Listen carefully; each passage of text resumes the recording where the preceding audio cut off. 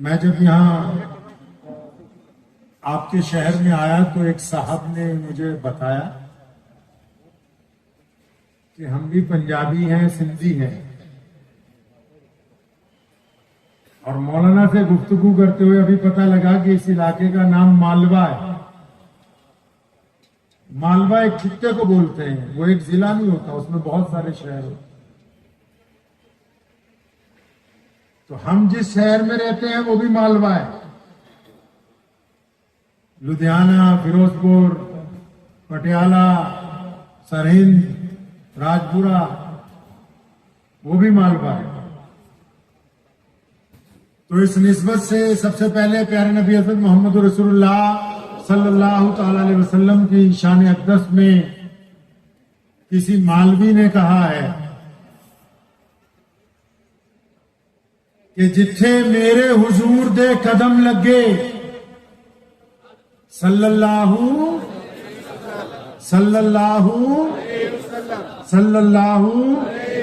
آواز نہیں آئی اچھی طرح، صلی اللہ کہ جتھے میرے حضور دے قدم لگے اس تھاں ورگی کوئی تھاں نہیں ہو، تے جس دیاں قسماں عرش تے رب کھاوے اس نام ورگا کوئی نام نہیں ہو، تے جیڑی میرے حضور دا منہ چومے۔ شاعر عکاسی کرتا ہے ایک خاتون کی جو نبی علیہ السلام کے چہرے کو بار بار بوسے دیتی ہے، کہنا جتھے میرے حضور دے قدم لگے اس تھاں ورگی کوئی تھاں نہیں ہو، تے جس دیاں قسماں عرش تے رب کھاوے اس نام ورگا کوئی نا نہیں ہو، تے جیڑی میرے حضور دا منہ چومے اس ماں ورگی کوئی ماں نہیں ہو۔ چلو چلیے جالیاں ہیٹھ بئیے او دی چھاں ورگی کوئی چھاں نہیں۔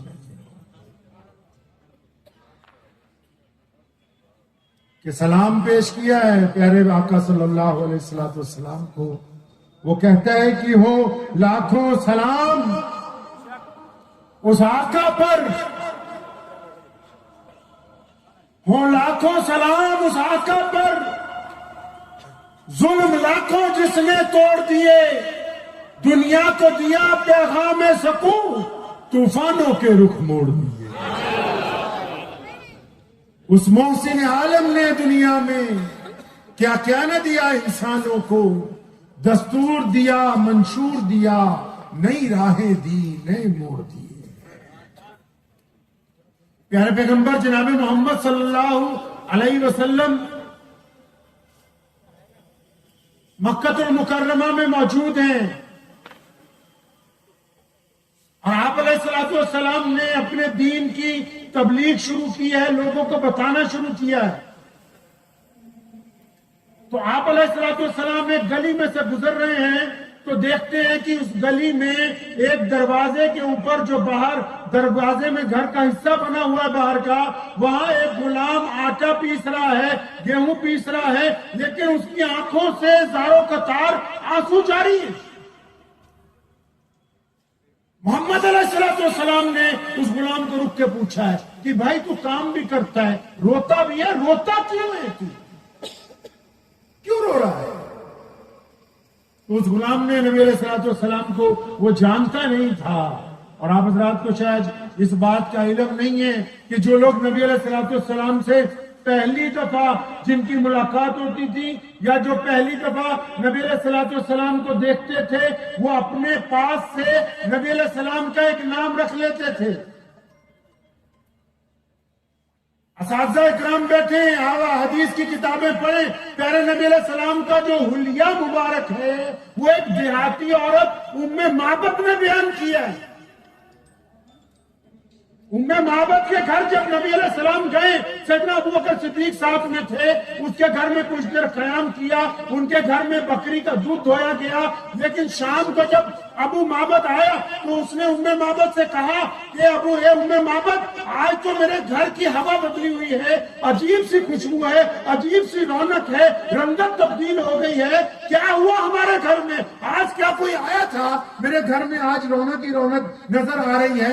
नबी अलैहिस्सलाम वापस जा चुके थे, ये हिजरत के दौरान का वाकया है। तो उम्मे माबद को जब अबू माबद ने पूछा ना, घर में ये तब्दीली कैसे, ये रौनक कैसे, ये रिज़्क़ का इजाफा कैसे, ये खुशबुएं कहां से आ रही हैं, तो उम्मे माबद जो है 1 मिनट के लिए परेशान हुई। क्यों? क्योंकि जब नबी अलैहिस्सलाम तशरीफ लाए थे, जब सैयदना अबू बकर सिद्दीक साथ में थे, उम्मे माबद नबी अलैहिस्सलाम को देखने के बाद इतनी हैरान हुई कि नबी अलैहिस्सलाम के सिर्फ ज़ाहिरी हुस्न को, आप अलैहिस्सलाम के फैज़ को देखने के बाद नाम पूछना भूल गई। तो जब अबू माबद ने पूछा, उम्मे माबद आज घर में ये रौनक कैसी है, ये इतना ज्यादा दूध कैसे आया, ये बकरियों में इतनी खुशी कैसी है, ये घर के अंदर खुशबू कहां से आ रही है, तो उम्मे माबद ने फौरन अपने पास से एक नाम रखा, कहने लगी अबू माबद, आज हमारे घर पे मुबारक आया। जिन लोगों को नबी अलैहिस्सलाम का नाम पहली अट्रैक्शन में नहीं पता लगता था, वो प्यारे पैगंबर अलैहिस्सलाम का नाम अपने पास से रखते थे। इधर भी इन्होंने रखा। अक्सर लोग कहते थे कि ये प्यारी सूरत वाले, तो इस गुलाम ने रोते हुए कहा कि ये प्यारी सूरत वाले, मैं आपको जानता तो नहीं हूँ, अलबत्ता मैं जिसका गुलाम हूँ वो मुझे मारता है और मुझे बुखार है, क्योंकि उसने कह रखा है कि ये सारी रात में अनाज पिस जाना चाहिए। मैं रोता इसलिए हूँ कि जिस्म में दर्द भी हो रहा है, चक्की भी चलानी है, तो मैं तो इसलिए परेशान हूं, इसलिए मैं रो रहा हूं। सुनो मुसलमानों, प्यारे पैगंबर अलैहिस्सलाम ने फरमाया उस गुलाम को, फरमाया फिक्र ना करो, मैं तुम्हारी मदद करूंगा। वो गुलाम कहता है कि नबी अलैहिस्सलाम जब भी चले गए, अभी मेरे ज़हनो ख्याल में कोई बात अभी आई नहीं, लेकिन अलबत्ता जब मैं ये सोचने लगा कि इस रास्ते से बहुत से लोग गुजरते, मुझे रोता हुआ देखते, कुछ रुकते हैं, कुछ पूछते हैं, कुछ पूछने के बाद चले जाते हैं, लेकिन आज ये कौन है, इन्होंने मुझे पूछा है और मेरी मदद का वादा करके गए हैं। अभी ये सोच ही रहा है कि प्यारे पैगंबर नबी अलैहिस्सलाम वापस तशरीफ लाए, एक हाथ में खजूरें, एक हाथ में गर्म दूध का प्याला, और उसको बिठाया चक्की से हटा के, उसको खजूरें खिलाई, दूध पिलाया, फरमाया तेरा बिस्तर जो है ना, इस पे आराम कर ले। गुलाम ने फिर पूछा था, ये प्यारी सूरत वाले, मैं आराम तो कर लूंगा, ये चक्की कौन चलाएगा, सुबह को तो आटा पिसा हुआ देना है। तो आपके नबी, कायनात के नबी, हम सब के प्यारे आका नबी अलैहिस्सलाम ने फरमाया था कि आप आराम कीजिए, आपकी जगह चक्की हम चला देते हैं। ये 1-2 दिन नहीं, कई दिन तक। और ये सिर्फ इसलिए नहीं कि जिसके लिए चक्की चला रहे हैं उसे मुसलमान बनाना नहीं, ये साहिब खुल्क़े अज़ीम है मोहम्मद रसूलुल्लाह सल्लल्लाहु तआला अलैहि वसल्लम की ज़ाते गिरामी। एक बंदा मक्कातुल मुकर्रमा के देहात से अपने ऊंट बेचने के लिए आया, वो मक्कातुल मुकर्रमा पहुंचा, मंडी में ऊंटों की बोली लगाई गई, ऊंट सारे के सारे बिक गए, वो बड़ा खुश हुआ। अब जिस बंदे ने ऊंट खरीदे उसको कहता है कि चलो मुझे मेरे ऊंटों के पैसे दे दो, तो जो बंदा ऊंट खरीदने वाला है वो उस आदमी को कहता है कि पैसे आज तो नहीं मिल सकते, कल आपको दूंगा। अब जब कल हो जाती है, वो उसके घर जाता है कि पैसे दे दो ऊंटों के, वो कहता है आज इंतजाम नहीं हुआ, कल दूंगा। कल करते करते 5-6 दिन का अरसा निकल गया। गरीब आदमी जानवर लेके आया था, उस दौर में कौन सा सराय बनी हुई है, कौन सा गली कूचों में होटल बने हुए हैं। अब बड़ा परेशान है कि जिस बंदे ने ऊंट खरीदे वो पैसे नहीं दे रहा है। तो उसने पता किया उस इलाके में कि यहाँ पर ऐसे लोग कौन से हैं, कौन यहाँ प्रधान है, कौन यहाँ बड़ा चौधरी है, कौन यहाँ बड़ा सरदार है जो मेरे पैसे दिलवा दे। अब जब उसने लोगों से पूछा तो लोगों ने कहा ये जो बैतुल्ला है जिसका लोग तवाफ करते हैं, इस बैतुल्ला में जाओगे तो एक तरफ 10-15 लोग रोजाना बड़े रेशमी कपड़े पहन के बैठते हैं, बड़े बड़े कालीन बिछा के बैठते हैं, वो मक्के के चौधरी हैं सारे के सारे, वो सारे मक्के के सरदार हैं, तुम उनके पास जाओ। अब वो बंदा मरता क्या ना करता, वो सीधा बैतुल्ला में गया। उसने देखा वाकई कि सुबह का वक्त है, कालीन बिछे हुए, बेहतरीन बड़े बड़े लोग जो हैं वहां बैठे हुए गप्पे मार रहे हैं, کھا پی رہے ہیں. اس نے ان کے پاس جا کے فریاد لگائی تو وہاں امیہ بیٹھا ہوا تھا، عتبہ، عبداللہ بن جدان، ابو لہب، بڑے بڑے دشمن جو محمد رسول اللہ کے، وہ وہاں بیٹھے ہوئے. اس بندے نے جا کے اپنی فریاد لگائی تو امیہ سب سے آگے بیٹھا تھا. امیہ نے مسکراتے ہوئے اس کو کہا کہ ہاں بتاؤ کس نے پیسے مار رکھے، کیونکہ یہ دلال ہے، اس کا کام ہے کمیشن پہ پیسے دلوانا. تو اس نے تو خوشی سے کہا کہ ہاں بتاؤ تمہارے پیسے کس نے مار رکھے، ہم تمہیں تمہارے پیسے دلوا دیں گے. تو جب اس نے یہ بات کہی تو اس نے کہا جی وہ جس بندے کو میں نے اونٹ بیچے ہیں اس کا نام جو ہے ابو جہل ہے. جب اتنی بات امیہ نے سنی تو زیر لب مسکرانے لگا، ہنسنے لگا، کہتا اچھا، کیونکہ اس بندے کو تو پتہ ہی نہیں کہ ابو جہل تو ان کا گورنر ہے، ان کا چودھری ہے، ان کا بڑا ہے، مکے کا موجودہ حکمران ہے، یہ سب اس کے چیلے. تو امیہ کے دل میں ایک شرارت آئی، اس کے ذہن میں ایک شرارت آئی.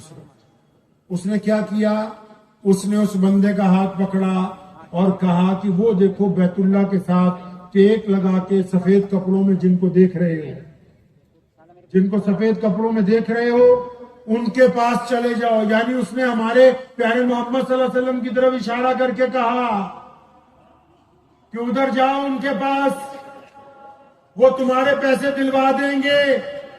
اور یہاں ایک بات سمجھ لیجئے کہ امیہ محمد رسول اللہ کا بدترین دشمن ہے، لیکن اس کا بھی اس بات پر یقین ہے کہ در رسول پر اگر کوئی گیا فریاد لے کے تو اس کی فریاد سنی جائے گی. یہ ہو نہیں سکتا کہ وہ محمد رسول اللہ کے دربار میں جا کے فریاد کرے اور اس کی فریاد سنی نہ جائے. اس نے اس لیے کہا کیونکہ محمد رسول اللہ صلی اللہ علیہ وسلم کو یہ فریاد کرے گا اور میرے آقا علیہ الصلوۃ والسلام فریاد پوری کرنا چاہیں گے. اور ابو جہل رسول اللہ کا دشمن ہے، اور جب ابو جہل اور رسول اللہ صلی اللہ علیہ وسلم کا سامنا ہوگا تو ابو جہل ظلم کرے گا، ہم کھڑے ہو کے تماشا دیکھیں گے. یہ امیہ کی نیت تھی. جب امیہ نے یہ ارادہ کیا تو وہ بندہ حضور صلی اللہ علیہ وسلم کے پاس گیا. اب میں نے آپ کو پہلے کہا کہ جو پیارے نبی علیہ الصلوۃ والسلام کو پہلی مرتبہ دیکھتا تھا کہ بھائی آپ لوگ بیٹھیے جو بیچ میں کھڑے، بیٹھ جائیے، جہاں نہیں بیٹھ جائیے، آپ لوگ بھی بیٹھیے، آپ بیٹھیے جو بیچ میں کھڑے ہوئے ہیں، بیٹھیے جہاں بیٹھنا چاہ رہے ہیں بیٹھیے. تو امیہ نے اس ارادے سے اس کو نبی علیہ الصلوۃ والسلام کی طرف بھیجا کہ لڑائی ہو جائے. اب وہ جب نبی علیہ السلام کے پاس گیا، وہ پیارے محمد صلی اللہ علیہ وسلم کا چہرہ دیکھ کے ہی اس نے کہا پیاری صورت والے میں آپ کو سلام کرتا ہوں. محمد رسول اللہ نے دو باتیں اس کو کہی، اس کی آنکھوں سے آنسو جاری ہو گئے. وہ فرمایا کہ میں تو تجھے پریشان مسافر دیکھ رہا ہوں اور چہرے سے لگتا ہے کہ تم بھوکے بھی ہو. اب اس بندے نے کہا ہاں کہ میں پریشان بھی ہوں، بھوکا بھی ہوں. پیارے نبی علیہ الصلوۃ والسلام اٹھ کے کھڑے ہوئے، فرمایا تیری مشکل بعد میں سنیں گے، فریاد بعد میں سنی جائے گی. اس کو گھر لے گئے ہیں، اس کو جا کے کھانا کھلایا، منہ ہاتھ دھلوائے. جب اس کی وضع قطع درست ہو گئی، پوچھا ہاں بھائی کیا بات ہے بتاؤ. تو اس نے کہا جی میں نے اونٹ لاتا ہوں وہاں سے، گاؤں والوں سے وہاں سے لاتا ہوں، کمیشن کے اوپر بیچتا ہوں، کچھ پیسے مجھے بچ جاتے ہیں، کچھ جن کا سامان ہوتا ہے ان کو دے دیتا ہوں. اب اونٹ بیچے، یہ ابو جہل نام کا ایک چودھری ہے میرے پیسے نہیں دے رہا.